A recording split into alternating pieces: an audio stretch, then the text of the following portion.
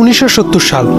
তৎকালীন সোভিয়েত বিজ্ঞানীরা পৃথিবীর সবচেয়ে বড় আর গুরুত্বপূর্ণ মাইনিং এক্সপেরিমেন্ট করা শুরু করলো, যার মূল উদ্দেশ্য ছিল পৃথিবীর পৃষ্ঠ থেকে কেন্দ্র পর্যন্ত একটা গর্ত করা, যার ফলে ভূপৃষ্ঠের বিভিন্ন স্তর, শিলার গঠন সহ নানা বিষয়ে জানা যাবে।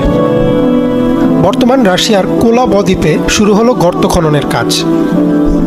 পৃথিবীর পৃষ্ঠের প্রায় 7.5 মাইল পর্যন্ত গর্ত খোঁড়া হলো, যা এখন পর্যন্ত বিশ্ব রেকর্ড। এই গর্ত যেমন এনেছিল বিভিন্ন বৈজ্ঞানিক আবিষ্কার, সাথে এনেছিল অনেক অদ্ভুত ঘটনাও। যখন প্রজেক্টটি চলমান ছিল তখন প্রায় 3000 কর্মী সেখানে থাকতো আর শিফট হিসেবে খননের কাজ করত। প্রজেক্টের তৎকালীন সফলতা ছিল অভাবনীয়। কাজও চলছিল খুব সুন্দরভাবে।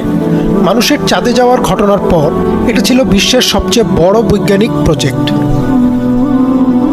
কিন্তু এই খনন নিয়ে অনেকের আপত্তি ছিল।